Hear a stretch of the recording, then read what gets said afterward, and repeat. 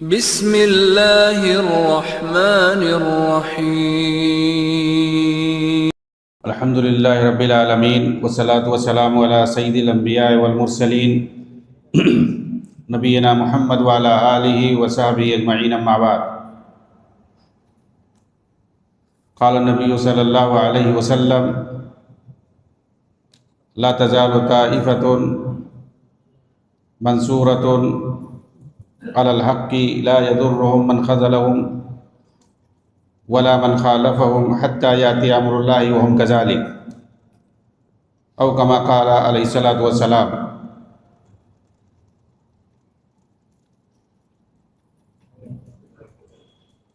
محترم سامعین کرام، حاضرین مجلس، آج کے اس ہفتہ واری پروگرام کے اندر آپ کے سامنے جس موضوع کی وضاحت کرنے کے لیے میں آیا ہوں وہ ہے سیرت امام احمد بن حنبل رحمہ اللہ اور منہج اہل حدیث۔ امام احمد بن حنبل رحمہ اللہ کی شخصیت اور آپ کا تعارف کسی سے ڈھکا چھپا نہیں ہے۔ جس طریقے سے دین اسلام کی دعوت و تبلیغ اور اس راہ میں ہر طرح کی قربانی پیش کرنے والے اسلاف میں بہت سارے لوگ آئے، انہی میں ایک نمایاں شخصیت امام احمد بن حنبل رحمہ اللہ کی ہے۔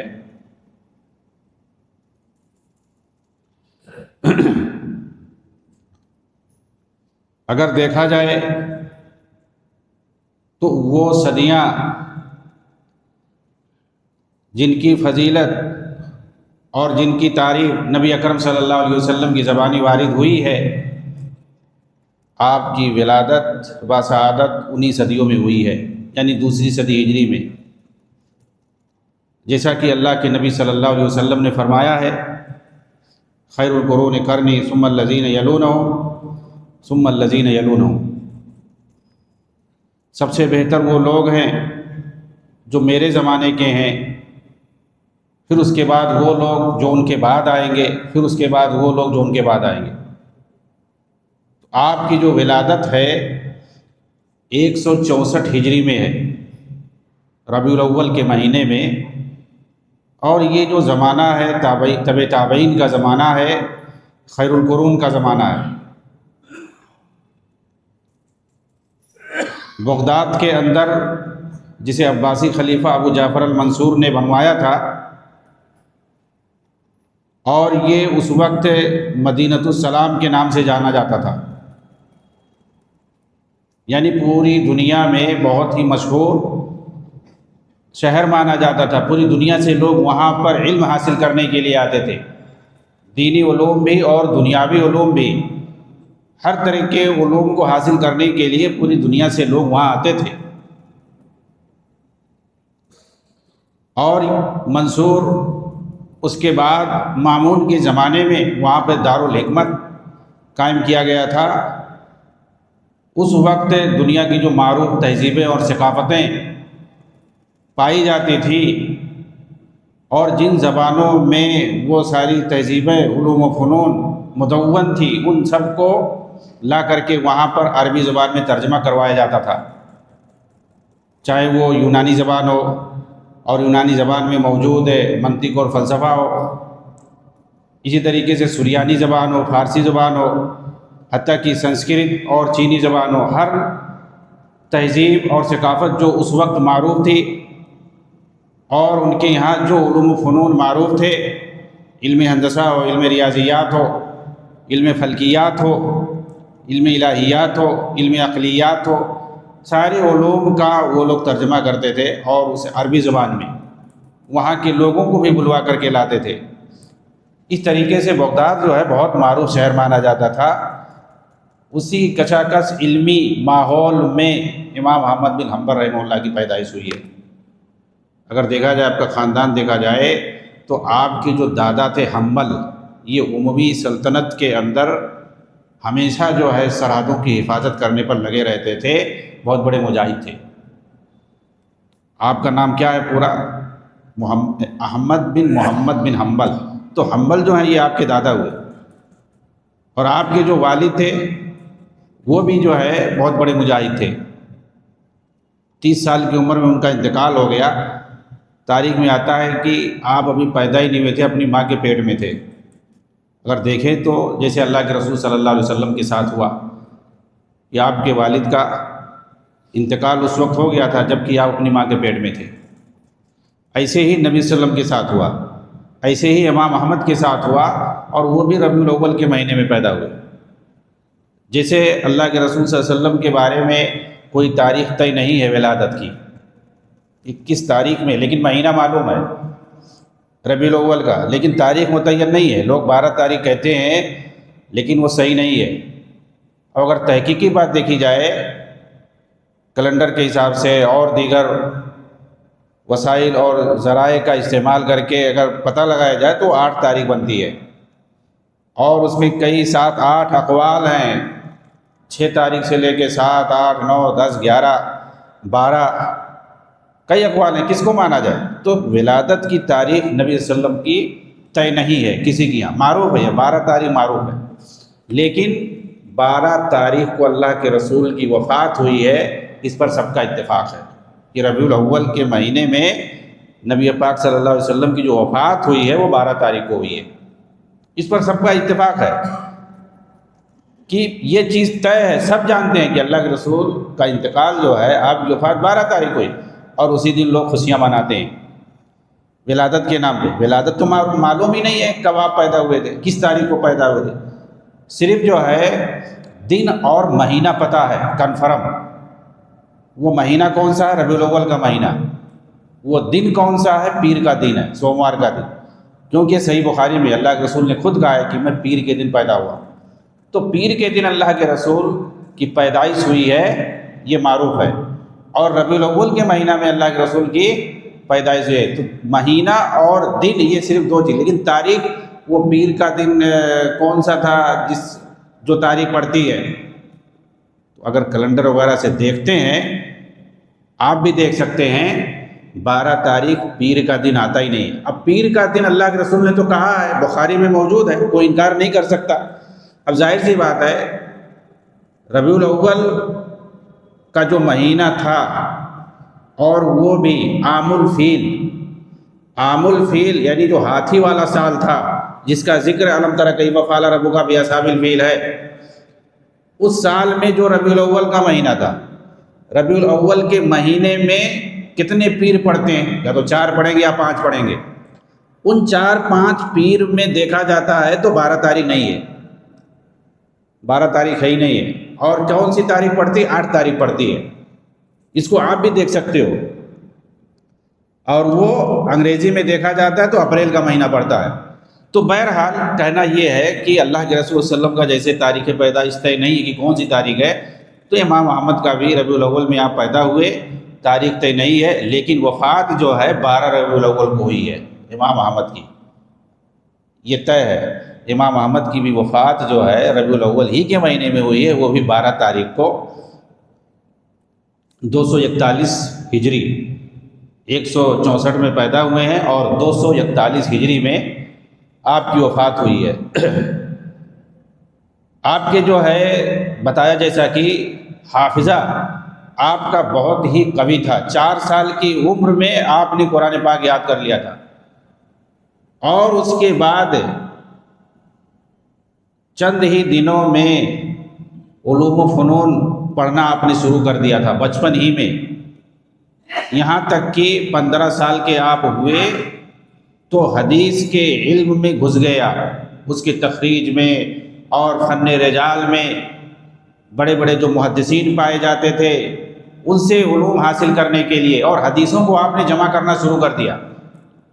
جو حدیث کا مجموعہ ایک بہت بڑا دیکھتے ہیں آپ، جس کو مسند امام احمد بن حنبل کہا جاتا ہے، بہت بڑا حدیث کا مجموعہ ہے، اس وقت اتنا بڑا مجموعہ کسی نے نہیں تیار کیا تھا جتنا بڑا مجموعہ امام احمد بن حنبل نے تیار کیا، 30,000 حدیثیں، اس کے بعد ابھی جو ہے اس میں 40,000 حدیثیں ہیں۔ کہتے ہیں کہ آپ کے جو صاحبزادے تھے عبداللہ بن احمد، یہ بھی بہت بڑے محدث ہیں، ان کی تعریف خود امام احمد نے کی ہے، اپنے بیٹے کی تعریف۔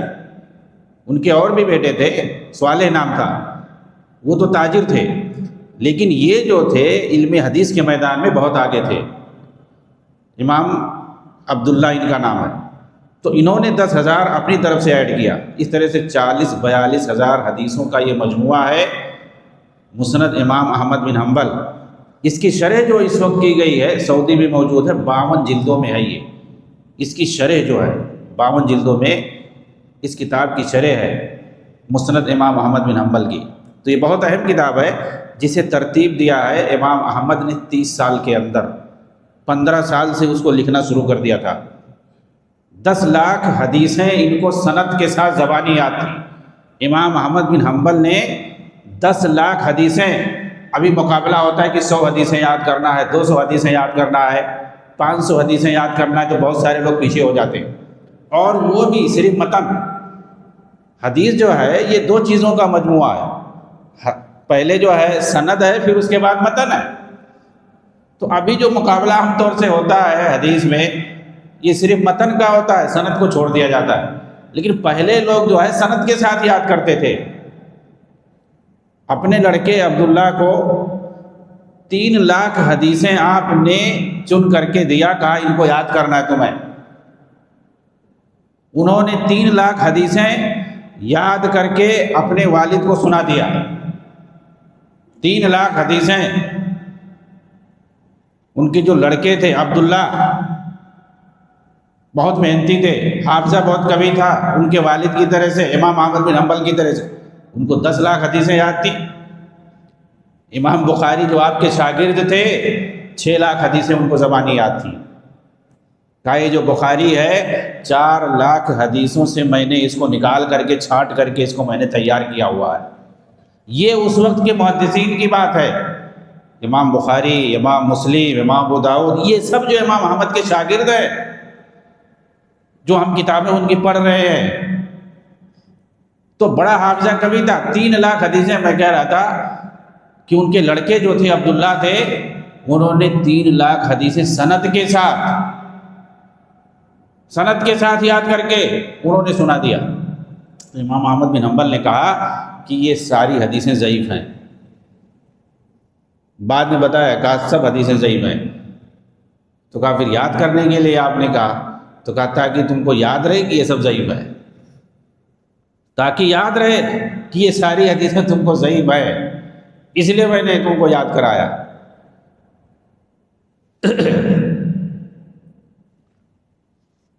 آپ کے جو اساتذہ سے، جن سے آپ نے علم حاصل کیا حدیث میں، فقہ میں، اگر آپ دیکھیں تو امام شافعی رحمہ اللہ، امام شافعی جو ہے یہ آپ کے نمایاں اساتذہ میں سے ہیں۔ آپ ان کی بڑی قدر کرتے تھے۔ جب تک آپ وہاں تھے بغداد میں 25-30 سالوں تک آپ برابر ان کے ساتھ رہے، اس کے بعد آپ چلے گئے، مصر چلے گئے، امام شافعی مصر چلے گئے۔ اسی طریقے سے قاضی ابو یوسف ہیں جو بہت معروف ہیں، وہ بھی آپ کے شاگرد ہیں۔ سفیان ابن عیینہ ہیں، بہت بڑے محدث ہیں۔ وکیع ابن جراح بہت بڑے فقیہ گزرے۔ یہ سارے لوگ جو ہیں آپ کے اساتذہ میں شمار کیے جاتے ہیں، اور شاگردوں کی تعداد تو بہت زیادہ ہے، جیسا کہ میں نے بتایا امام بخاری جیسے آپ کے شاگردوں میں سے ہیں، امام مسلم ہیں، امام ابو داؤد ہیں، امام ترمذی ہیں، اور ان کے واسطے سے بہت سارے لوگ ہیں جنہوں نے آپ سے، کیونکہ آپ نے تقریباً 40 سال تک وہاں پر درس دیا ہے، اور آپ جب درس دیتے تھے تو 150 نہیں، 5000 یا اس سے زیادہ لوگ حاضر ہوتے تھے آپ کے درس میں۔ خلیفہ جو متوکل تھا، وہ جب آپ کو قاضی بنانا چاہا اور کہا کہ آپ یہاں دربار میں رہیے، دارالخلافہ میں، یہاں آپ کی ضرورت ہے، آپ کے مشورے سے ہم کام کریں گے، تو کہا نہیں، ہم اپنا علمی حلقہ نہیں چھوڑ سکتے، آپ کو جو مشورہ لینا ہے آپ آدمی بھیج کر کے لے سکتے ہیں، ہم مشورہ دیں گے، ہم وہاں نہیں آئیں گے، ہم اپنا وقت ضائع کرنے نہیں آئیں گے۔ تو آپ جو ہے اپنا علمی حلقہ دیکھتے تھے اور لوگوں کو حدیث سناتے تھے، سنتے تھے، لکھتے تھے اور لکھواتے تھے۔ اور آپ کی ایک بڑی خصوصیت یہ تھی کہ آپ حکومت سے یا اور کسی سے کوئی چیز لیتے ہوتے نہیں تھے، یعنی ہدیہ اور تحفہ وغیرہ آپ کسی سے لیتے ہوتے نہیں تھے۔ حکومت کی طرف سے اگر دیتے بھی تھے تو یا تو واپس کر دیتے تھے یا فوراً وہی دوسروں کو بانٹ دیا کرتے تھے۔ حتیٰ کہ آپ اپنے جو بڑے لڑکے سوالے تھے وہ بہت بڑے تاجر تھے، وہ کسی ایک دوسرے تاجر کے ساتھ مل کر کے تجارت کرتے تھے۔ سوالے کے یہاں آپ کھانا نہیں کھاتے تھے، کھانا حالانکہ کھا سکتے تھے لیکن بچتے تھے کہ تجارت کرتا ہے، پتہ نہیں ہو سکتا ہے، شک اور شبہ کی وجہ سے۔ ایک مومن کی یہ پہچان بتائی گئی ہے کہ وہ صبح کی چیزوں سے بچتا ہے، کہ وہاں صبح ہو سکتا ہے، اس لیے ان کے گھر آپ کھانا نہیں کھاتے۔ آپ جو ہے عبداللہ کے یہاں کھانا کھاتے تھے، ان کے یہاں نہیں کھاتے تھے اسی وجہ سے، حالانکہ ان کے بیٹے تھے۔ جب تک آپ کو کوئی چیز یقینی طور پر معلوم نہیں ہوتا تھا آپ اس کا جواب نہیں دیتے تھے، آپ سیدھا کہتے تھے مجھے نہیں معلوم ہے، حالانکہ آپ کا حافظہ اتنا قوی تھا۔ آپ جو ہے ہمیشہ بچپن ہی سے قرآن، حدیث اور فقہ یہ ساری چیزیں سیکھنے میں لگے ہوئے تھے، لیکن پھر بھی آپ جو ہے جب تک یقین نہیں ہوتا تھا آپ نہیں بتاتے تھے۔ علامہ ابن قیم رحمہ اللہ نے اپنی معروف کتاب اعلام الموقعین کے اندر نقل کیا ہے ان کے لڑکے عبداللہ کے حوالے سے، اسی چیز کو نقل کیا ہے۔ کہتے ہیں کہ میں نے جتنا زیادہ اپنے والد کی زبان سے میں نہیں جانتا ہوں یہ سنا اتنا اور کوئی چیز نہیں سنا۔ کوئی پوچھتا ہے، سوال کرتا ہے تو آپ یعنی گویا کنفرم جواب نہیں دیتے تھے، اکثر کہتے تھے میں نہیں جانتا ہوں، جتنا آپ کی زبانی میں نے یہ سنا اور کوئی چیز میں نے نہیں سنا ہے۔ امام مالک کا واقعہ معروف ہے، آپ نے اپنے اسلاف ہی سے سیکھا۔ 40 سوال ایک بندے نے کیا لیکن اس میں آپ نے کتنا جواب دیا؟ صرف 4 سوال کا جواب دیا، باقی کا نہیں دیا۔ اور وہ بندہ کہاں سے آیا تھا؟ اندلس سے آیا تھا، یعنی یورپ سے آیا تھا، بغداد، مدینہ، کیونکہ امام مالک مدینہ میں رہتے تھے۔ آپ کو امام دار الہجرہ اسی لیے کہا جاتا ہے۔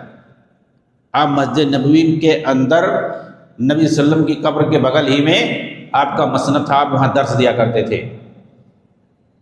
اندلس سے ایک آدمی آیا ہے پورا افریقہ کراس کر کے، لیکن آپ نے اس کو جو ہے 40 سوالوں میں سے صرف 4 سوال کا جواب دیا، 36 کا جواب نہیں دیا۔ اس نے کہا کہ آپ کا تو ہمارے یہاں بڑا چرچا ہے، اندلس میں، افریقہ میں آپ کا بڑا چرچا۔ آپ دیکھیں گے اندلس میں، افریقہ میں سب جو ہے مالکی فقہ کے لوگ زیادہ پائے جاتے ہیں۔ کہا ادھر زیادہ چرچا ہے، میں وہاں جا کے کیا بتاؤں گا کہ 40 سوال کے بارے میں پوچھا اور صرف 4 سوال کا انہوں نے جواب دیا۔ کہا ہاں ان لوگوں سے جا کر کے تم بتا دینا کہ مالک نے صرف 4 سوال کا جواب دیا، 36 کا نہیں دیا، جاؤ۔ تو پہلے لوگ، ابھی دیکھیے علماء کو یقین رہتا ہے نہیں، جو جتنے زیادہ جو بڑا عالم ہوگا وہ اتنے ہی زیادہ یقین سے جواب دے گا، یہ آپ سمجھ لیں۔ اور اگر جو فوراً سوال ابھی پورا نہیں فوراً جواب دینا شروع کر دیا تو سمجھ لیں کہ اس کے اندر گہرائی نہیں ہے۔ اب اسی لیے دیکھتے ہیں جو عام طور سے عالم بھی نہیں ہوتے ہیں، آج کل سوشل میڈیا کا زمانہ ہے، یوٹیوب چینل اپنا کھول کے بیٹھ گیا آدمی اور دین کے بارے میں فتوے دینا شروع کر دیا، اسکالر بن گیا، داعی اپنے آپ کو لقب لگا لیا، عالم لقب لگا لیا، اور تھوڑا بہت ترجمہ وغیرہ پڑھ لیا، کئی حدیثوں کا ترجمہ پڑھ لیا، قرآن کا ترجمہ پڑھ لیا، یا کسی عالم کی تقریر کے لیے کسی ایک آدمی کو فالو کر لیتے ہیں اور اس کی تقریر سن کے اس کے بعد فتویٰ دینا شروع کر دیتے ہیں۔ حالانکہ جب تک اصول کی کتابیں آپ نہیں پڑھیں گے، شریعت کے اندر آپ دیکھیں قرآن ہو یا حدیث ہو، بہت ساری آیتیں ہوتی ہیں، کوئی مجمل ہوتی ہے اور کوئی جو ہے مفصل ہوتی ہے، کہیں عام ہے کہیں خاص ہے۔ تو کہیں ناسخ ہے کہیں منسوخ ہے۔ ایک حدیث ہے آپ اس کو پا گئے، حالانکہ اس کا دوسری جو حدیث ہے اس کو اگر نہیں جانیں گے، اس کے پہلی حدیث دے کر کے اگر آپ جواب دے دیے، یا پہلی آیت آپ دے کر کے آپ اسی حساب سے جواب دے دیے، اور دوسری آیت جو اس کو مقید کرتی ہے آپ نے اس کو دیکھا ہی نہیں، اس کو سمجھا ہی نہیں، تو غلط جواب آپ کا ہو جائے گا، بلکہ کبھی کبھی الٹا ہو جائے گا۔ خاص طور سے ناسخ منسوخ میں ایک حکم پہلے قرآن میں آیا ہوا ہے، اس کے بعد وہ منسوخ ہو گیا، دوسرا حکم آیا ہوا ہے، اور دونوں آیتیں موجود ہیں، دونوں کی تلاوت ہو رہی ہے، لیکن یہ کون سمجھتا ہے؟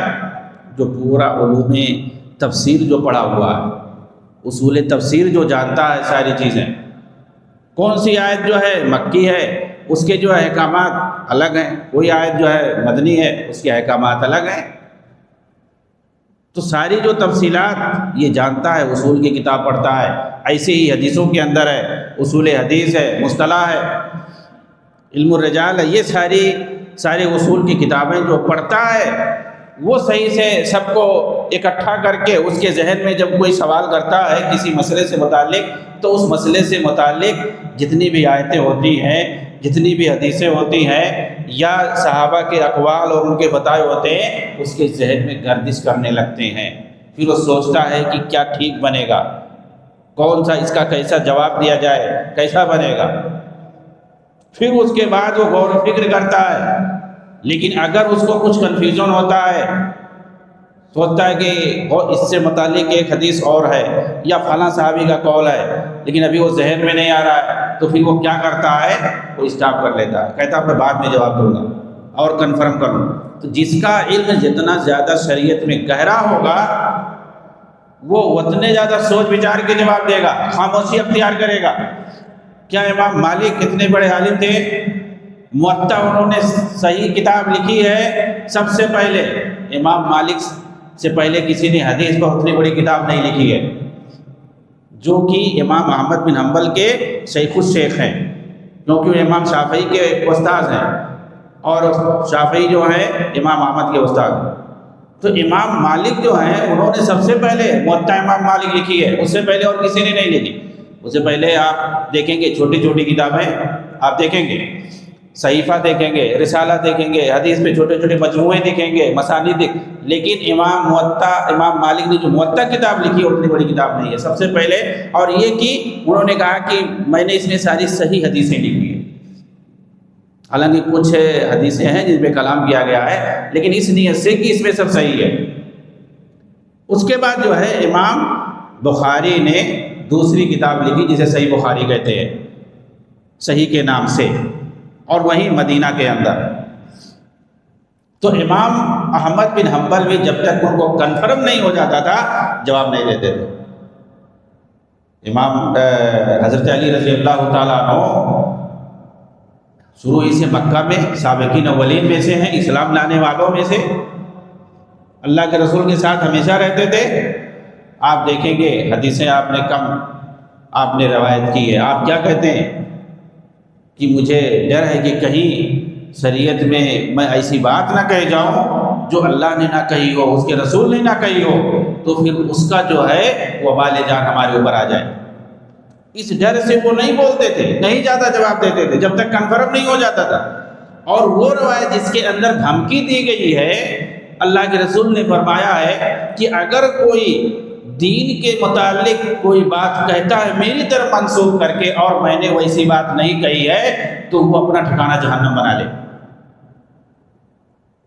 کوئی بات اگر میری طرف منسوخ کر کے کہتا ہے کہ اللہ کے رسول نے ایسا کہا ہے، حالانکہ میں نے ویسی بات نہیں کہی ہے، اور میری طرف نسبت کر کے وہ ایسی بات کہہ رہا ہے، تو وہ اپنا ٹھکانہ جہنم بنا لے۔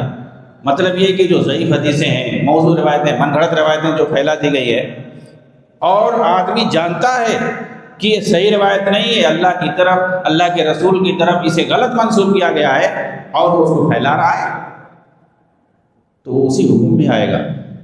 صحابہ بچتے تھے اس سے، جب تک ان کو کنفرم نہیں ہوتا تھا وہ نہیں بولتے تھے، الفاظ تک وہ یاد رکھتے تھے کہ اللہ کے رسول نے کس طرح سے کہا ہے۔ بعض صحابہ دوسرے پر اعتراض کرتے تھے اور ان کو جو ہے ان کی تصحیح اور کریکشن کرتے تھے کہ ایسا نہیں، ایسا اللہ کے رسول نے کہا ہے۔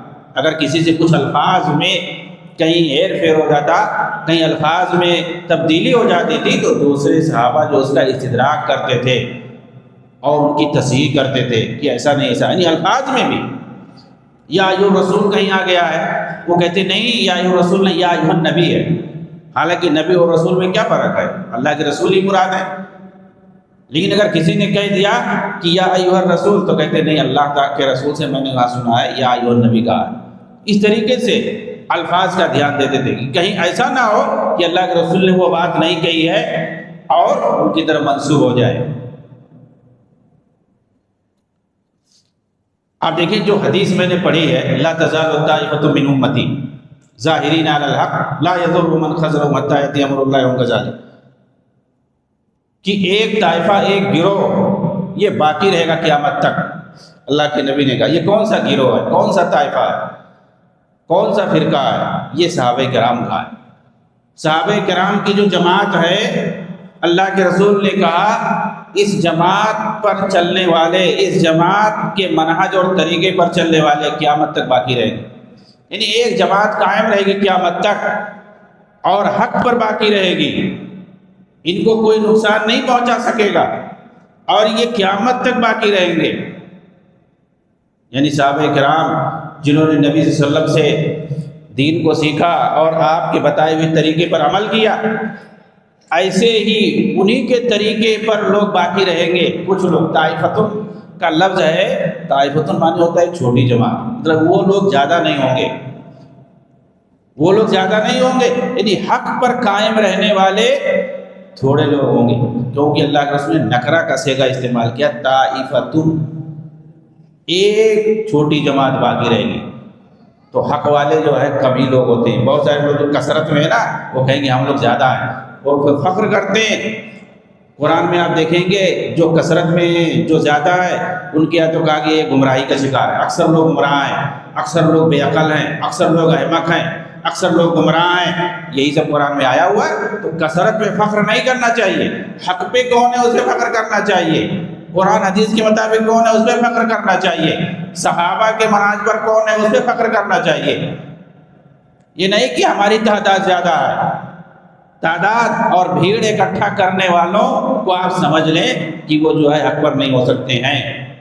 اگر وہ تعداد بڑھا رہے ہیں، تعداد پہ فخر کر رہے ہیں، بلکہ آدمی دیکھے کہ وہ جو ہے کس طریقے پر چل رہا ہے، کیا وہ نبی صلی اللہ علیہ وسلم کے بتائے ہوئے طریقے پر ہے، آپ کے منہج پر قائم ہے، قرآن حدیث کے مطابق وہ چل رہا ہے، اور قرآن حدیث کی تشریح جس طریقے سے صحابہ نے کی ہے، سلف نے کی، اس کے مطابق وہ ہے یا نہیں ہے۔ یہ جو حدیث ہے اس کے اندر جو طائفہ ہے، گروہ، یہ گروہ قیامت تک باقی رہے گا۔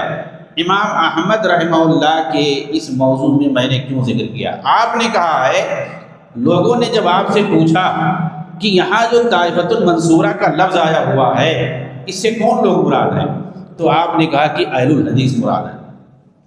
اور صرف آپ نے اکیلے نہیں کہا، امام احمد بن حنبل نے یہ بات اکیلے نہیں کہی ہے، علی ابن مدینی نے بھی کہی، عبداللہ ابن مبارک نے بھی کہی آپ سے پہلے، اور اس کے بعد امام بخاری نے بھی کہی ہے، بہت سارے لوگوں نے یہ بات کہی ہے۔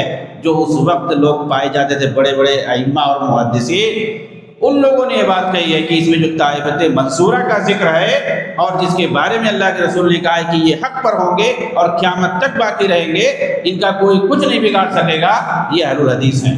اگر یہ نہیں ہے تو میں نہیں جانتا کون لوگ مراد ہیں۔ یہ جو ہے امام احمد بن حنبل کہہ رہے ہیں، امام احمد بن حنبل نے یہ بات کہی ہے۔ اور اس کے بعد پوچھا گیا جب آپ سے کہ اہل الحدیث سے کون لوگ مراد ہیں، پھر جیسے طائفہ منصورہ سے تو اہل الحدیث مراد ہیں، پھر پوچھا گیا کہ اہل الحدیث سے کون لوگ مراد ہیں، تو آپ نے کہا کہ اہل الحدیث سے صرف جو ہے محدثین ہی نہیں مراد ہیں، بلکہ حدیث پر عمل کرنے والے مراد ہیں۔ صاحب الحدیث عندنا من یستعمل الحدیث، ہمارے نزدیک اہل حدیث وہ ہے جو حدیث پر عمل کرتا ہے، جو حدیث کے مطابق چلتا ہے۔ تو ظاہر سی بات ہے اہل الحدیث کو اہل الحدیث اسی لیے کہا جاتا ہے کیونکہ یہ قرآن اور حدیث کے مطابق چلنے والے۔ جو دعویٰ کرتے ہیں کہ ہم اہل حدیث ہیں ان کو قرآن حدیث کے مطابق چلنا بھی چاہیے، صرف دعویٰ ہوا سے نہیں کچھ ہوتا ہے، کیونکہ قیامت کے دن بھائی عمل دیکھا جائے گا۔ اگر ہمارا عمل ہے تب تو ٹھیک ہے، لیکن ہم اگر اہل حدیثوں میں اپنا نام لکھا رہے ہیں، اپنے آپ کو اہل حدیث کہہ رہے ہیں، تو اسے کوئی فائدہ نہیں ہوگا، بلکہ عمل ہوگا، اصل عمل ہے۔ ٹھیک ہے ہم اہل حدیث اپنے آپ کو کہتے ہیں تو اس کے مطابق عمل بھی کریں۔ تو یہ امام احمد بن حنبل رحمہ اللہ ہے۔ آپ دیکھیے حق بات کہنے سے کبھی چوکتے نہیں تھے۔ فتنے آپ کے زمانے میں خلق قرآن کا فتنہ بہت مشہور ہوا۔ جہمیہ اور معتزلہ نے جو کہ گمراہ فرقہ تھا، میں نے شروع میں اشارہ کیا تھا کہ مامون کے زمانے میں بغداد کے اندر کیسے جو ہے تمام طرف سے جتنی تہذیبیں اور ثقافتیں پائی جاتی تھیں ان کے علوم فنون کو کیسے لوگوں نے جمع کروایا، ترجمہ کروایا، اور اس وقت جو ہے منطق، فلسفہ اور علم کلام، علم افلاک، یہ ساری چیزیں آ گئیں۔ اس کی وجہ سے کیا ہوا، الہیات کی بحث شروع ہوئی، اور پھر اس کے بعد علم عقلیات اور الہیات کے ذریعے سے علم کلام وجود میں آیا، اور اس سے جو ہے لوگوں نے عقائد میں بھی گفتگو کرنا شروع کر دیا، اللہ رب العالمین کے اسماء اور صفات میں، اللہ رب العالمین کی ذات اور عقیدے میں گفتگو کرنا شروع کر دیا، اور پھر اس کے بعد منطق اور فلسفہ کا استعمال کر کے، علم کلام کا استعمال کر کے، اس کے اصولوں کا استعمال کر کے، حالانکہ اس کے سارے اصول جو ہیں وہ یونانی مشرکوں کے بنائے ہوئے ہیں، جیسے عرض ہے، جوہر ہے، مکان ہے، حیز ہے، سمت ہے، پتہ نہیں کیا کیا ہے، یہ ساری چیزیں۔ پھر اس کے مطابق جو ہے یہ ظاہر کرنا کہ مخلوق جو ہے الگ ہے، خالق الگ ہے، یہ ساری چیزیں مخلوق پر اپلائی ہو سکتی ہیں، خالق پر نہیں ہو سکتی ہیں، اس لیے اس بنیاد پر جو ہے سارے صفات کا انکار کر دینا، جبکہ اس سے پہلے، ان سے پہلے اہل السنہ والجماعہ جو صحابہ تھے، تابعین تھے، تبع تابعین، ائمہ، محدثین، سارے لوگ، ان لوگوں نے کیا طے کیا تھا کہ قرآن اور حدیث میں اللہ کے تعلق سے جتنے اسماء اور صفات ثابت ہیں ان کو ویسے ہی مانا جائے گا جیسے ثابت ہیں، ہم اس کو جو ہے مخلوق پر قیاس نہیں کر سکتے۔ ان لوگوں نے قیاس کرنا شروع کر دیا، اس طریقے سے بہت سارے فتنے کھڑے ہوئے۔ اس میں جو ہے جہمیہ اور معتزلہ کا جو فتنہ آیا خلق قرآن کا، کہ قرآن جو ہے یہ مخلوق ہے، قرآن جو مخلوق، حالانکہ قرآن کیا اللہ کا کلام ہے، اور اللہ کا کلام اللہ کا کلام ہے، اس لیے وہ کیسے مخلوق ہو سکتا ہے؟ جس کا تعلق اللہ کی ذات سے ہو، اللہ کلام کرتا ہے تو اس کی صفت ہے، تو اللہ کا کلام جو ہے قرآن یہ اللہ کی صفت ہے، نہ کہ مخلوق ہے۔ تو ان لوگوں نے مخلوق کہنا شروع کر دیا، اور اس وقت جو قاضی القضات تھا، سب سے بڑا جو چیف جسٹس تھا بغداد میں، احمد بن ابی دواد، احمد بن ابی دواد جو تھا وہ مامون کے زمانے میں تھا، اس نے جو ہے مامون کو یہ پٹی پڑھا دی کہ یہ عقیدہ بہت اہم ہے، اس کو لاگو ہونا چاہیے۔ پھر اس کے بعد سرکاری طور پر اسے نافذ کر دیا گیا کہ جو ہے یہ جو عقیدہ ہے خلق قرآن کا، اس پر ایمان لانا سب کا ضروری ہے۔ مامون ویسے بھی بہت زیادہ پڑھا لکھا نہیں تھا، اب اس کو جیسا کہا جاتا تھا ویسا کر دیا، اس نے حکم دے دیا۔ اس کی بنیاد پر جتنے اہل السنہ والجماعہ اس وقت تھے، جہمیہ اور معتزلہ کے علاوہ، ان پر جو ہے بہت بڑی آزمائش آ گئی۔ جتنے بڑے بڑے علماء پائے جاتے تھے سب کو بھلا کر کے اقرار کروایا جاتا تھا۔ تو کہتے ہیں کہ اکثر لوگوں نے موت کے ڈر سے، کیونکہ اس نے یہ فیصلہ کیا اس کو تلوار سے گردن مار دی جائے گی، یا اس کو جیل میں جو ہے ہمیشہ ہمیشہ کے لیے ڈال دیا جائے، تو بہت سارے لوگوں نے جان بچانے کے لیے کہہ دیا ہاں ٹھیک ہے مخلوق ہے، لیکن زبان سے کہا، اندر دل سے نہیں۔ تو ایسا جو ہے اجازت دی گئی ہے اسلام کے اندر، قرآن میں بھی اس طریقے سے کہ اگر جان کا خطرہ ہو تو اس طرح یعنی کفریہ اور شرکیہ کلمہ وغیرہ اگر کوئی بلوا رہا ہے تلوار کے زور پہ تو آدمی بول سکتا ہے، الا جب تک کہ دل مطمئن ہو، یعنی دل کے اندر اگر ایمان ہے، آدمی صرف زبان سے بول رہا ہے۔ تو بہت سارے لوگوں نے اس طریقے سے یہ بات کہی، حالانکہ بہت ہی یہ کفریہ اور اسلام کے شریعت کے مخالف بیان تھا، عقیدے میں گمراہی تھی۔ اسی لیے جو جہمیہ تھے، امام احمد بن حنبل اس قول کی وجہ سے، اس عقیدے کی وجہ سے ان کو صرف گمراہ ہی نہیں کافر بولتے تھے۔ یہ عقیدہ جو ہے یہ کہاں سے آیا تھا؟ کہتے ہیں کہ یہ جو احمد بن ابی دواد جو کہ چیف جسٹس تھا، اس نے جو ہے اپنے زمانے میں بشر مریسی کر کے ایک جہمی شخص تھا، اس سے اس عقیدے کو اس نے سیکھا تھا اور حاصل کیا تھا۔ وہ بشر مریسی جس نے جہم بن صفوان سے اس کو حاصل کیا تھا، اور جہم بن صفوان امام مالک کے زمانے کا تھا، یہ امام ابو حنیفہ کے زمانے کا تھا۔ یہ اس نے جو ہے معتزلہ میں بہت سارے غلط اور گمراہ عقیدے کر رکھے تھے جہمیہ کے اندر، بلکہ یہ جو ہے ان کا سرغنہ ہے، جہمیہ فرقے کا یہ سرغنہ ہے جہم بن صفوان۔ اس نے جو ہے یہ عقیدہ خلق قرآن کا جعد ابن درہم سے سیکھا تھا۔ وہ جعد ابن درہم ہے جس کو بنی امیہ کے دور میں عبداللہ بن خالد القصری نے اس کے گمراہی اور اس کی زندقہ کی وجہ سے قتل کر دیا تھا، اس کو مار دیا گیا تھا جعد ابن درہم۔ اس کی گمراہی کی وجہ سے، اس کی بدعقیدگی اور اس کے کفریہ عقیدہ کی وجہ سے یہ کہتا تھا کہ اللہ تعالیٰ نے کلام نہیں کیا، اللہ کلام نہیں کرتا ہے، گفتگو نہیں کرتا ہے، اور جو ہے قرآن میں جو آیا ہے کہ موسیٰ سے کلام کیا وہ صحیح نہیں ہے، اللہ نے موسیٰ سے وَلَمْ يُكَلِّمْ موسیٰ تکلیما، اللہ نے موسیٰ سے کلام، یعنی قرآن میں تو کہ اللہ تعالیٰ نے موسیٰ علیہ السلام سے بات کی، گفتگو کی، وَكَلَّمَ اللَّهُ مُوسَىٰ تَكْلِيمًا، وہ کہتا تھا کلام نہیں کیا، اللہ کو دیکھا نہیں جا سکتا ہے، کبھی نہیں دیکھا جا سکتا ہے۔ تو یہ جو جہمیہ اور معتزلہ ہیں یہ کہتے ہیں کہ بھائی خالق جو ہے اس کا تعلق الگ ہے، وہ نہ عرض ہے، نہ جوہر ہے، نہ یہ ہے، نہ وہ ہے، یہ ساری جو ہے جسمانی چیزیں ہیں۔ اگر ہم اللہ کو مان لیں کہ اللہ کو دیکھا جا سکتا ہے تو اس کا مطلب یہ کہ وہ جسم ہے، اور چونکہ اللہ جسم نہیں ہے اس کا مطلب یہ ہوا کہ اللہ کو دیکھا نہیں جا سکتا ہے۔ تو دیکھا نہیں جا سکتا ہے ان کے کہنے کا مطلب ہے نہ دنیا میں نہ آخرت میں کبھی نہیں۔ بہت ساری چیزیں ہوتی ہیں معنوی ہوتی ہیں، کنکریٹ یعنی مجرد عن الاجسام، جس کو جو آدمی نہ دیکھ سکے، نہ سن سکے، نہ ٹچ کر سکے، نہ چھو سکے، یہ ساری چیزیں۔ تو وہ کہتے ہیں کہ چونکہ اللہ تعالیٰ معنوی چیز ہے اور اس کو نہ دیکھا جا سکتا ہے، اس کا مطلب وہ جسم نہیں ہے۔ تو اس طریقے سے قرآن میں تو ہے کہ بندے جو ہے اللہ کے نیک بندے جو ہے جنت کے اندر، آخرت کے اندر اللہ تعالیٰ کو دیکھیں گے، قرآن میں بھی اور حدیث میں صاف صاف ہے کہ تم لوگ قیامت کے دن اللہ تعالیٰ کو ایسے ہی دیکھو گے جیسے سورج اور چاند کو دیکھتے ہو، جس وقت سورج اور چاند بغیر بدلی کے سامنے آسمان میں رہتے ہیں اور تم لوگ اس کو بالکل آرام سے دیکھتے ہو، ایسے ہی صاف صاف اللہ تعالیٰ کو دیکھو گے، اس کا جو دیدار کرو گے جنت کے اندر اور آخرت میں میدان محشر میں بھی۔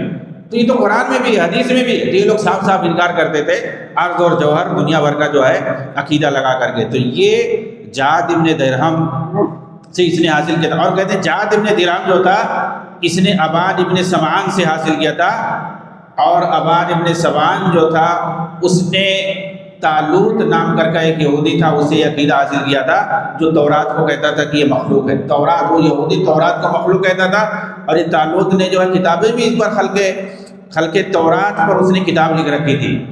یہ طالوت کون تھا؟ یہ لبید بن اعصم یہودی کا بھانجا تھا، لبید ابن اعصم جس نے کہ نبی صلی اللہ علیہ وسلم کا دور پایا تھا، مدینہ میں رہتا تھا، اور اس کے بارے میں آیا ہے حدیثوں کے اندر کہ اس نے نبی صلی اللہ علیہ وسلم پر جادو کر دیا تھا۔ لبید ابن اعصم یہودی جس کے بارے میں آتا ہے کہ نبی صلی اللہ علیہ وسلم پر اس نے جادو کر دیا تھا، یہ اسی کا بھانجا ہے طالوت، جس سے جو ہے اس علم کو حافظ کیا ابان ابن سمعان نے، ابان ابن سمعان سے جعد ابن درہم نے، اور اس سے جو ہے جہم ابن صفوان نے، جہم ابن صفوان سے جو علم حاصل کیا ہے، یہ گمراہ عقیدہ جو حاصل کیا ہے یہ کس نے حاصل کیا؟ بشر مریسی نے۔ اور بشر مریسی جو کہ امام احمد کے زمانے میں تھا، مامون کے زمانے میں پایا جاتا تھا بغداد کے اندر، اس سے جو ہے یہی احمد بن ابی دواد نے جو کہ قاضی القضات تھے، چیف جسٹس سے، اس نے حاصل کیا، اور اسی نے مامون کو پٹی پڑھائی تھی کہ یہ بہت اہم عقیدہ ہے، اس کو جو ہے لاگو کیا جائے۔ اس طریقے سے اس گمراہی کا لوگوں کو جو ہے شکار کیا گیا، لیکن بہت سارے لوگ اس کو نہیں، 4 لوگ تھے وہ جم گئے کہ ہمیں جیل میں ڈالو، چاہے مار دو، ہم اس کو نہیں مانیں گے۔ لیکن جو ہے جب ان سب کو جیل کا حکم ہوا جیل میں ڈالا جائے تو راستے میں جو ہے 2 لوگوں نے قبول کر لیا، کہا کہ ٹھیک ہے جی مخلوق ہے، پھر ان کو ہٹا دیا گیا، صرف 2 لوگ بچے، نوح ابن محمد اور یہ کہ احمد بن حنبل، 2 لوگ، ان کو جیل میں ڈالا گیا۔ وہیں جیل ہی میں نوح ابن محمد کا انتقال ہو گیا، کیونکہ بہت سخت سزائیں دے رہے، صرف ایک بندہ بچا کون؟ امام احمد بن حنبل۔ ساری سختیوں کو انہوں نے برداشت کیا جیل میں، اور اس طریقے سے کوڑے بھی مارے گئے، بہت تیز کوڑے مارے جاتے تھے۔ امام ذہبی نے نقل کیا ہے کہ بہت سارے جلادوں کو لایا جاتا تھا، دو دو کوڑے مارتے تھے پوری طاقت سے، پھر وہ ہٹ جاتے تھے۔ دوسرا آتا تھا کہ ایک ساتھ اگر زیادہ ماریں گے تو اتنی طاقت نہیں رہے گی، تو دو دو کوڑے مارتے تھے پوری طاقت سے، پھر وہ جاتا تھا، دوسرے آتے تھے، دوسرے مارتے تھے، اس طرح سے۔ کہتے ہیں اگر ہاتھی کو بھی مارا جاتا اتنا تیز تو وہ بھی برداشت نہیں کرتا، چنگاڑ کے بھاگ جائے گا۔ لیکن امام احمد بن حنبل جمے رہے، اقرار انہوں نے نہیں کیا، اس کفریہ عقیدے کا زبان سے بھی اقرار نہیں کیا، اور آپ جمے رہے۔ مامون کے دور میں مامون نے تو آپ کو تلوار سے مارنے کا بھی ارادہ کر لیا تھا، لیکن اتفاق ایسا ہوا کہ جب اس کے پاس اس وقت وہ وہاں پر موجود نہیں تھا، وہ دوسرے شہر میں تھا، وہاں لے جانے کا حکم ہوا امام احمد کو، اس کے سامنے، اس کے پاس۔ تو خبر آ گئی، رات میں خبر آ گئی کہ اس کا انتقال ہو گیا، 218 ہجری میں اس کا انتقال ہو گیا، وہ چلا گیا۔ اس کے بعد اس کا دوسرا بھائی معتصم آیا، تو معتصم بھی کوئی ایسا ویسا معمولی نہیں تھا، وہ بھی بہت نالائق تھا، مطلب اس مسئلے کو لے کر کے اس نے بھی بہت زیادہ سزائیں دی، اس نے مناظرہ بھی کیا۔ اس کی کوشش یہ تھی کہ امام احمد جو ہے اس مسئلے کو مان لیں اور یہ عقیدہ یہ بھی مان لیں، کیونکہ ان کی وجہ سے یہ مسئلہ رکا ہوا ہے، کیونکہ بہت بڑے امام مانے جاتے تھے، ان کو امام اہل سنہ کہا جاتا ہے، تو ان کو منوانے کے وہ چکر میں تھا، مناظرے بھی کرواتا تھا۔ لیکن آپ کہتے تھے کہ قرآن اور حدیث سے جو ہے کوئی دلیل دے تو میں مان جاؤں گا۔ وہ ایک ہی بات کہتے تھے امام احمد بن حنبل، کہتے تھے قرآن اللہ کا کلام ہے، اور جو کہے کہ یہ مخلوق ہے، قرآن اللہ کا کلام ہے، اس کا مطلب اللہ کی صفت ہے، اس کو جو کہے مخلوق ہے وہ کافر ہے۔ مجھے ایک دلیل دے دو قرآن سے یا حدیث سے، میں مان جاؤں گا۔ قرآن اور حدیث سے کوئی دلیل ہی نہیں دیتا تھا۔ اس طریقے سے معتصم کے زمانے میں آپ کو بہت مارا گیا کوڑے سے، پھر وہ بھی چلا گیا۔ اس کے بعد جو ہے اس کے دوسرے بھائی واسق باللہ کا زمانہ آیا، اس کے زمانے میں بھی آپ جو ہے آزمائش سے گزرے۔ اس کے بعد چوتھا خلیفہ آیا متوکل علی اللہ، متوکل علی اللہ آیا، اس نے جو ہے اس عقیدے کو ختم کر دیا، کہا یہ سرکاری طور پر لاگو نہیں ہوگا۔ یہ کچھ پڑھا لکھا تھا، سنجیدہ تھا، اس کا عقیدہ صحیح تھا۔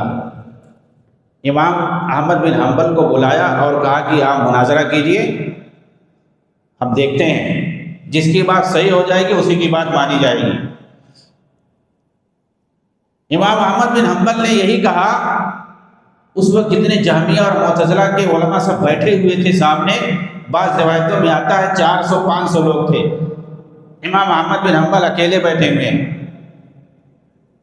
کہا کہ یہ تو بہت بڑا مسئلہ ہے آپ لوگوں کے نزدیک، اتنا بڑا مسئلہ ہے کہ اگر کوئی اس کو نہ مانے تو اس کو قتل کر دیا جائے، ایمان اور کفر کا مسئلہ ہے۔ کہا اتنا بڑا اگر مسئلہ ہے تو اس کا مطلب یہ ہے کہ اللہ کے رسول نے صحابہ کو یہ بات بتلائی ہوگی، اور صحابہ سے لے کر کے آج تک ہم تک پہنچی ہوگی یہ بات ان لوگوں تک، تو ہم بھی وہ جاننا چاہتے ہیں کہ وہ کہاں سے ان لوگوں نے لیا۔ یہ قرآن میں ہے، حدیث میں ہے، کہاں ہے یہ مسئلہ؟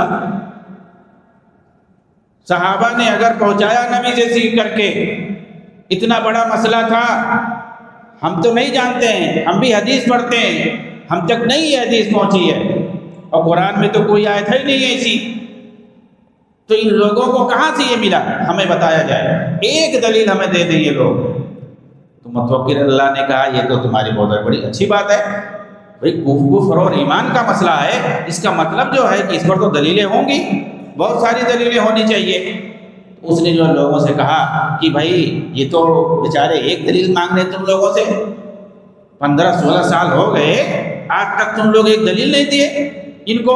16 سال ہو گئے تھے، مامون کا زمانہ، معتصم باللہ کا زمانہ، واسق باللہ کا زمانہ، 16 سال تک جو ہے آپ تکلیف میں رہے، پریشانی آپ نے جھیلی، ڈٹے رہے، آپ پیچھے نہیں ہٹے۔ مطلب اس عقیدے کفری عقیدے کو آپ نے زبان سے بھی نہیں مانا۔ تو اس نے کہا کہ انہوں نے صحیح کہا، آپ لوگ دلیل دو، ایک دلیل دے دو۔ تو سارے لوگوں نے سر جھکا لیا، کسی کے پاس قرآن حدیث سے دلیل ہی نہیں ہے، کسی صحابی کا قول ہی نہیں ہے۔ تو امام احمد بن حنبل نے کہا کہ امیر المومنین، ان لوگوں کے سر جو ہے ایسے ہی قیامت تک جھکے رہیں گے، ایک دلیل بھی نہیں دے سکتے ہیں۔ کہا ایسی بات ہے؟ کہا ہاں ایسی ہی بات ہے، دلیل ہی نہیں ہے تو کہاں سے دیں گے یہ لوگ؟ یہ زبردستی طاقت کے زور پہ منوایا جا رہا ہے بس، نہیں تو قرآن حدیث سے اس کا کوئی تعلق نہیں ہے، شریعت سے اس کا کوئی تعلق نہیں ہے، یہ یہودی عقیدہ ہے، اس کو مسلمانوں پر تھوپا جا رہا ہے۔ اس کے بعد جب متوکل اللہ کو شرح صدر ہو گیا، اسے یقین ہو گیا، اس نے سارے لوگوں کو بھگا دیا، ذل و رسوا کر کے سارے لوگوں کو بھگا دیا، اور امام احمد بن حنبل کی اس نے بڑی عزت کی، بڑی تقریب کی، کہا کہ آپ جو کہیں گے وہی فیصلہ مانا جائے گا، اور آپ اسی نے عزت کی تھی، اور اسی نے کہا تھا آپ آئیے ہمارے یہاں رہیے، یہاں رہیے، آپ قاضی بن جائیے، آپ جو کہیں گے دین کے معاملے میں جو فیصلہ آپ کریں گے وہی بات مانی جائے گی اور کسی کی نہیں مانی جائے گی۔ تو آپ نے کہا یہ میرے اوپر دوسری آزمائش آ گئی، کیونکہ آپ جو ہے حکومت میں رہنا نہیں چاہتے تھے، وہاں قاضی بننا نہیں چاہتے تھے، کیونکہ جو اپنا علمی کام تھا وہ رک جاتا، حدیث جو پڑھتے پڑھاتے تھے وہ نہیں کر پاتے، آپ نے اس کو چھوڑ دیا، کہا نہیں ہم اپنے گھر پہ رہیں گے، آپ کو جو بھی مشورہ لینا ہوگا وہ آپ لے سکتے ہیں ہم سے۔ چنانچہ جو بھی کوئی بھی مشورہ ہوتا تھا آپ سے پوچھتے تھے، آپ اس کو بتاتے تھے، کس کو قاضی بنایا جائے، کس کو کس عہدے پہ رکھا جائے، دین کا کوئی بھی معاملہ ہوتا تھا آپ سے پوچھا جاتا تھا، آپ جو کہتے تھے وہی مانا جاتا تھا۔ چنانچہ بہت سارے لوگوں کے بارے میں پوچھا گیا، اگر جانتے تھے کہ اس کے اندر جہمیت پائی جاتی ہے، اس کے اندر اعتزال پایا جاتا ہے، یہ اگر بدعتی ہے تو فوراً جو ہے اس کا مشورہ دیتے تھے کہ اس کے اندر یہ چیز پائی جاتی ہے، اور آپ بدعتیوں کے خلاف بہت سخت تھے، کوئی بھی ہوتا تھا اگر اس کے اندر بدعت پائی جاتی تھی تو فوراً اس پر نکیر کرتے تھے اور کہتے تھے اس کے قریب مت جاؤ، اس کی مجلس میں مت بیٹھو۔ حسین الکرابیسی کر کے ایک شخص تھا، اس نے جو ہے کہا کہ میں نہ یہ کہتا ہوں کہ قرآن مخلوق ہے، اور میں نہ یہ کہتا ہوں کہ قرآن مخلوق نہیں ہے، بلکہ میں کہتا ہوں اللہ کا کلام ہے بس۔ حالانکہ اس وقت اہل سنہ والجماعہ مسلمانوں نے یہ عقیدہ بنا لیا تھا کہ اللہ کا کلام ہے، غیر مخلوق ہے یہ بھی کہنا ضروری ہے، کیونکہ بہت سارے بدعتی پیدا ہو گئے تھے جو کہتے تھے کہ مخلوق ہے، تو ان سے بچنے کے لیے ہمیں یہ کہنا ہے کہ یہ غیر مخلوق اللہ کا کلام ہے، ساتھ میں یہ جوڑنا ضروری ہے۔ اسی لیے جو اہل السنہ والجماعہ اہل الحدیث ہیں، بدعتیوں سے ممتاز ہونے کے لیے ایسے وصف اپنا سکتے ہیں جیسے کہ اہل الحدیث ہے، سلفی ہے، اس طرح کے الفاظ اپنے آپ کو کہہ سکیں تاکہ بدعتیوں سے وہ ممتاز ہو جائیں۔ بہت سارے لوگ کہتے ہیں کہ ہم مسلمان ہیں اور کچھ نہیں ہیں، کچھ اور نہیں کہنا چاہیے۔ ارے اپنے آپ کو مسلمان کہنا چاہیے، کہاں جو کفار کے بیچ میں ہو، غیر مسلموں کے بیچ میں ہو تو کہو کہ آپ مسلمان ہیں۔ امتیاز ہے، یہ سارے نام کیا ہوتا ہے؟ نام سے امتیاز ہوتا ہے، پتہ چلتا ہے، نام سے تعارف ہوتا ہے۔ قرآن نے خود کہا ہے کہ مختلف قبیلوں کو، شعبوں کو ہم نے بنایا تاکہ ایک دوسرے کا تعارف ہو سکے، یہ فلاں قبیلہ ہے، بنو ہاشم ہے، یہ بنو عبد مناف ہے، یہ بنو امیہ ہے، یہ سارے قبیلے کا نام کیوں رکھا گیا بھائی باپ دادا پر؟ تاکہ ایک دوسرے کی پہچان ہو۔ تو تعارف کے لیے، پہچان کے لیے نام بھی لوگ رکھتے ہیں، اگر نام نہ رکھیں تو کیسے ایک دوسرے کو بلائیں گے، کیسے پہچانیں گے؟ تو تعارف کے لیے جو ہے نام رکھ سکتے ہیں، پہچان کے لیے، تاکہ یہ نہ پتہ چلے کہ آپ جو ہے بلائیں کسی کو کوئی دوسرا سمجھ جائے۔ تو نام ایک رکھا جاتا ہے ایک دوسرے سے ممتاز ہونے کے لیے، پہچان کے لیے۔ اور قرآن میں ایسے بہت ساری روایتیں ملتی ہیں، حدیثیں ملتی ہیں جن سے پتہ چلتا ہے آپ اللہ تعالیٰ نے مدینہ والوں کو انصار کیوں کہا، اللہ تعالیٰ نے مکہ والوں کو مہاجرین کیوں کہا۔ اللہ کے رسول جو ہے اس طریقے سے کہتے تھے، یا اصحاب البقرہ، اے سورہ بقرہ کے لوگوں، سورہ بقرہ والوں، یا جو ہے آپ کہتے تھے حدیبیہ والوں، لوگوں کو بدر کہا گیا، اصحاب بدر کہا گیا۔ یہ ساری پہچان جو ہے ہمیں ملتی ہے، اور بہت سارے جو صفات ہیں تاکہ پہچان ہو۔ تو پہچان کے لیے آپ کہہ سکتے ہیں، اگر مثال کے طور شیعوں کے بیچ میں تو آپ کہیں کہ بھئی میں شیعہ ہوں، میں اہل سنت میں سے ہوں، سنی ہوں۔ اگر سارے اہل سنت ہیں، وہاں بریلوی ہیں، دیوبندی ہیں، سارے لوگ ہیں، مقلدین ہیں، بدعتی ہیں، صوفی ہیں، ہر طرح کے لوگ ہیں، اب ان سے ممتاز ہونے کے لیے تو کہنا پڑے گا نا۔ آپ مسلمان کہو گے، صرف مسلمان کہو گے، تو وہاں کون سی پہچان کیسے ہو پائے گی کہ آپ صرف قرآن حدیث کو ماننے والے ہو؟ آپ جو ہے کسی تصوف کے سلسلے سے نہیں جڑے، کسی خانقاہیت سے نہیں جڑے ہو، کسی جو ہے بدعتی فرقے سے نہیں جڑے ہو، اس سے کہنے کے لیے اپنے آپ کو اہل حدیث کہنا پڑے گا۔ تب آپ ممتاز ہوں گے تمام بدعات سے، تمام خرافات سے، رفض و تشیع سے، خارجیت سے، ہر چیز سے آپ اسی وقت ممتاز ہو پاؤ گے جب آپ اپنے آپ کو اہل حدیث۔ یہ سب صفاتی نام ہے، تو صفت کے طور پہ یہ ساری چیزیں آپ کہہ سکتے ہیں۔ تو امام احمد بن حنبل نے کیوں کہا کہ جو ہے اس سے اہل الحدیث مراد ہے؟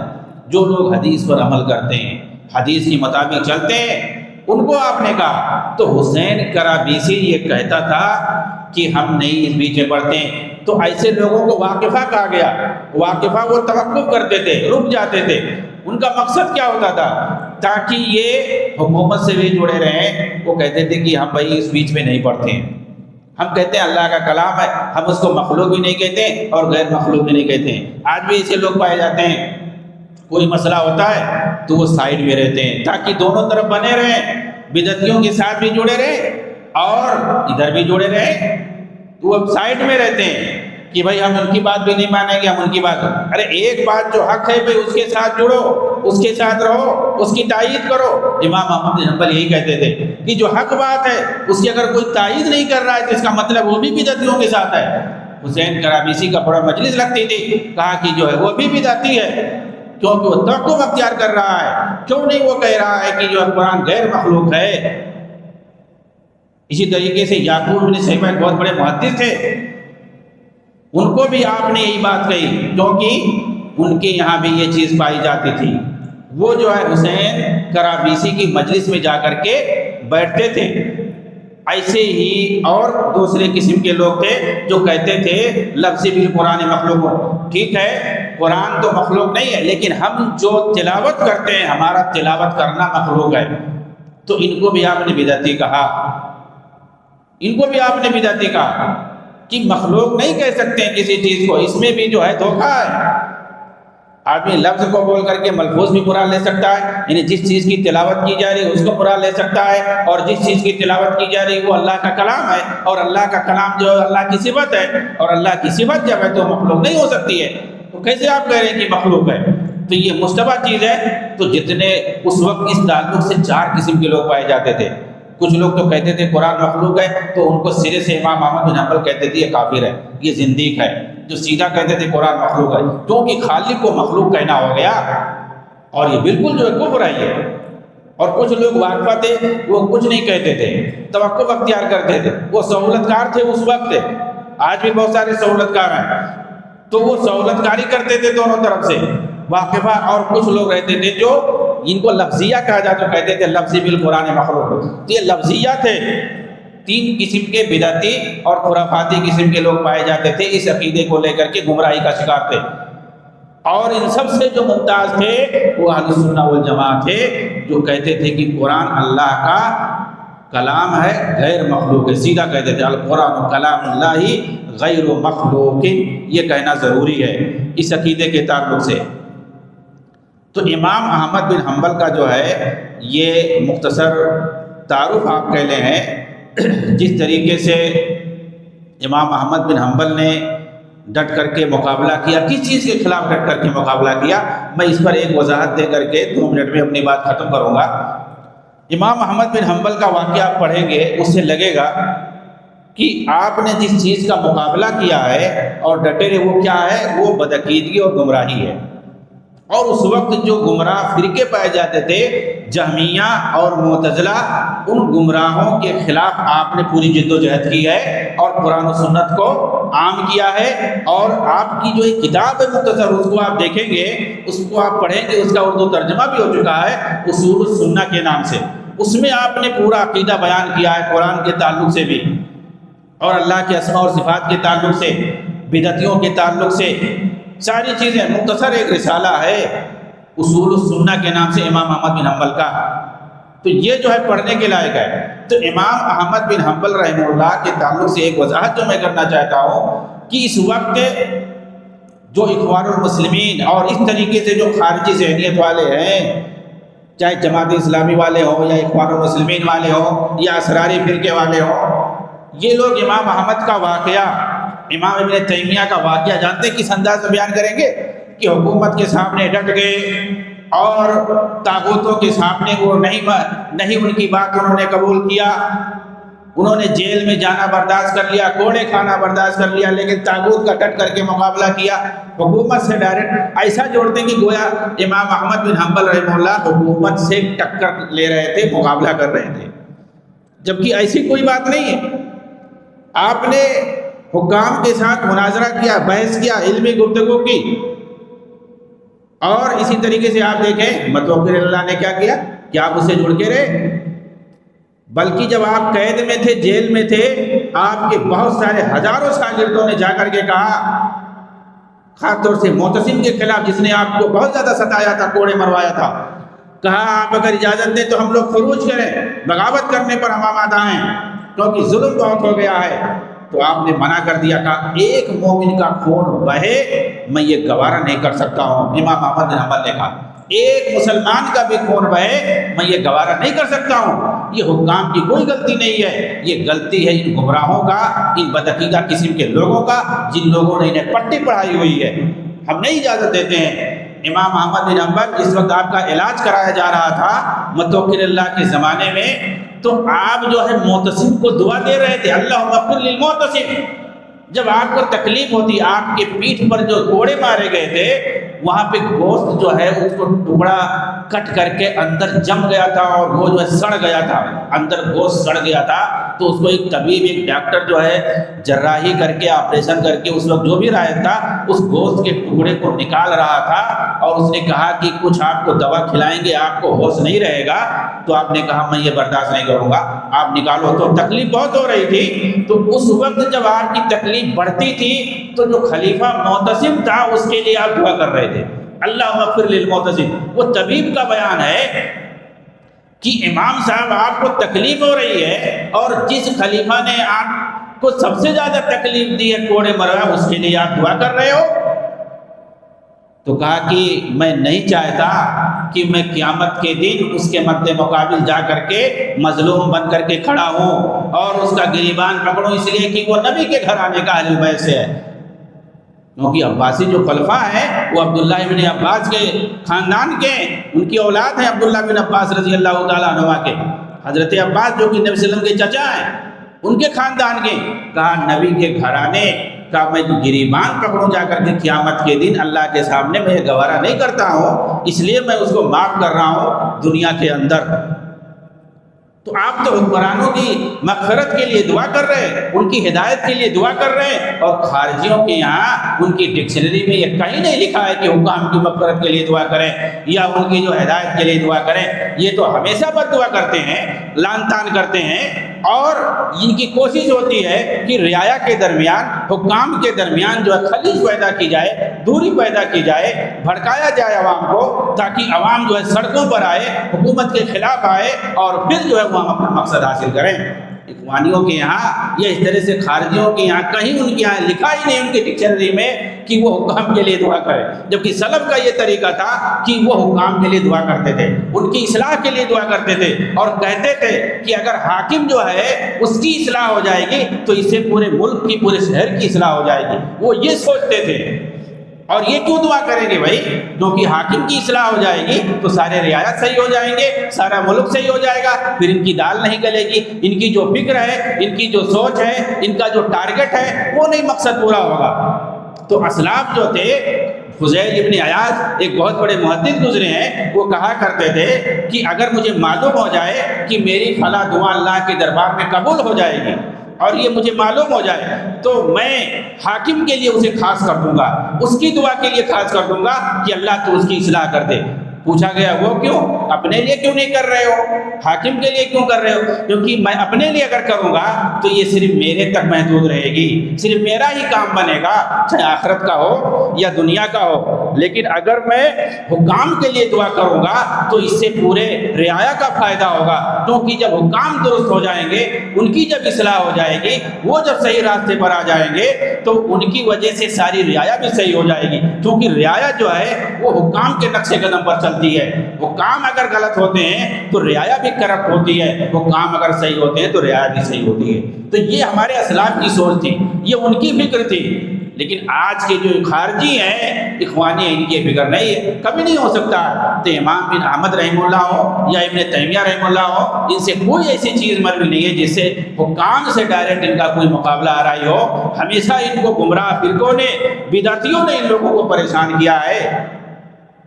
یہ بات ہمیں جو ہے سمجھنی ہوگی۔ تو امام احمد بن حنبل رحمہ اللہ نے ان کی جو خدمات ہیں حدیث کو لے کر کے، عقیدے اور منہج کو لے کر کے، اور اس طریقے دین کے اندر اور بدعتیوں پر جو رد کو لے کر کے ہے، بدعتیوں کے خلاف آپ بہت سارے اقوال آپ کے مروی ہیں جو بدعتیوں پر بہت سخت ہیں، آپ بدعتیوں کے بہت خلاف تھے اس چیز کو لے کر کے۔ اس لیے بدعتی جو ہے گمراہ لوگ، یہ خارجی لوگ امام احمد کو کبھی بھی پیش نہیں کر سکتے، اگر کرتے ہیں تو ان کی تلبیس کاری، ان کا مغالطہ ہے اور کچھ نہیں ہے۔ ان کو اگر یہ اپنے لیے آئیڈیل بنا کر کے پیش کرتے ہیں تو یہ صحیح نہیں ہے۔ ہمیشہ جو ہے گمراہوں کے خلاف آپ نے کھڑے ہو کر کے لڑائی کی، اور ہمیشہ جو ہے بدعتیوں پر رد آپ نے کیا ہے، ان سے دور رہنے کے لیے کہا ہے۔ تھوڑی بھی بدعت، کتنی دیکھی، یعقوب بن شیبہ بہت بڑے محدث تھے، بہت بڑے فقیہ تھے۔ امام ذہبی نے سیر اعلام النبلاء کے اندر آپ دیکھیں کئی صفحات ان کے اوپر لکھا ہے اور بڑی تعریفیں کی ہیں، لیکن صرف ایک بدعت پائی گئی ان کے یہاں، یہ کرابیسی کی مجلس میں جا کر کے بیٹھتے تھے جس کی یہاں گمراہی پائی جاتی تھی۔ اس کی بنیاد پر ان کو کہہ دیا کہ جو ہے ان کو قاضی نہ بنایا جائے، کیونکہ حکومت نے فیصلہ کیا تھا ان کو چیف جسٹس بنانے کے لیے، اور امام احمد نے رکا لکھ کر کے دے دیا کہ یہ اس قابل نہیں ہے بندہ کہ اس کو چیف جسٹس بنایا جائے، یہ تو گمراہی کا شکار ہے، بدعتیوں کی مجلس میں جا کر کے بیٹھا کرتا ہے، اس کو نہیں بنایا گیا۔ اور لوگوں سے کہا کہ یعقوب بن شیبہ سے حدیث نہ سنا کرو، آپ نے منع کر دیا، حالانکہ ان کی بہت بڑی کتاب ہے حدیث کے اندر، لیکن یہ بدعتیوں کی مجلس میں جا کے بیٹھتے تھے اور مانتے نہیں تھے۔ تو امام احمد بن حنبل کو اگر آئیڈیل بنانا چاہتے ہو تو بدعتیوں سے ہمیں دور رہنا پڑے گا۔ یہ نہیں کہ جو ہے یہ کہہ کر کے کہ خزمہ سبا دامہ قدر، جو اچھی بات ہی ہوگی ہم اس کو لے لیں گے، جو غلط ہوگی اس کو چھوڑ دیں گے، اگر ہم ساری بدعتیوں کو چھوڑ دیں تو دین کی تبلیغ کیسے ہو؟ یہ سارے بہانے ہیں۔ جو صحیح بات ہے سلف سے جو مروی ہے ہمیں اسی پر چلنا ہوگا، قرآن حدیث کے مطابق۔ اللہ رب العالمین سے دعا ہے کہ اللہ تعالی ہمیں کتاب و سنت کے مطابق زندگی گزارنے کی توفیق عنایت فرمائے، اور جس طریقے سے دین کی حفاظت کی اللہ رب العالمین نے ان سے کام لیا۔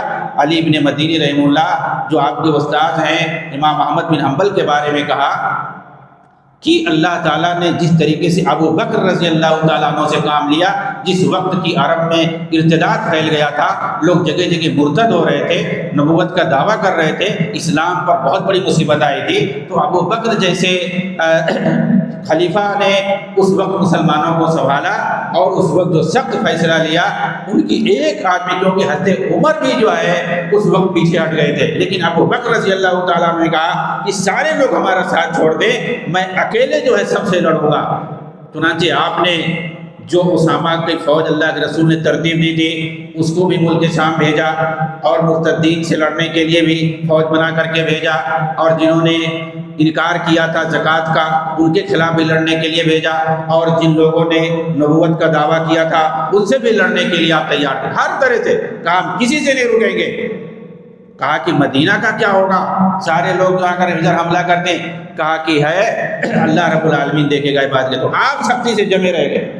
تو کہا ان کی وجہ سے اللہ تعالیٰ نے اسلام کی، مسلمانوں کی عبادت ہو رہی۔ ایسے ہی امام احمد کے زمانے میں یہ بدعقیدگی اور گمراہی جو پھیلتی جا رہی تھی، صرف ایک بندے کے قائم رہنے کی وجہ سے، ثابت قدم رہنے کی وجہ سے اور ڈٹ جانے کی وجہ سے اللہ رب العالمین نے مسلمانوں کے عقیدے کی حفاظت فرمائی ہے، امام احمد بن حنبل رحمہ اللہ۔ تو یہ امام و اہل سنہ اسی لیے کہے جاتے ہیں۔ اللہ رب العالمین سے دعا ہے کہ اللہ رب العالمین ہمیں کتاب و سنت کے مطابق چلنے کی توفیق عنایت فرمائے، اور حدیث کو زیادہ سے زیادہ پڑھنے، سمجھنے اور اسے مشہور کرنے کی اور خاص طور سے آپ کی جو کتاب ہے مسند امام احمد بن حنبل، اس کو دیکھنے پڑھنے کی توفیق عطا فرمائے، اور آپ نے جو عقیدے میں کتاب لکھی ہے اصول السنہ کے نام سے چھوٹی سی کتاب ہے، اس کو بھی پڑھنے، اور کتاب الصلاۃ اور بھی کئی کتابیں ہیں، لیکن 3-4 کتابیں آپ کی شائع ہوئی ہیں، چھپی ہیں، باقی کتابیں شائع نہیں ہو پائی ہیں۔ آپ کی کچھ کل جو ہے 29 کتابیں ویسے بتائی جاتی ہیں۔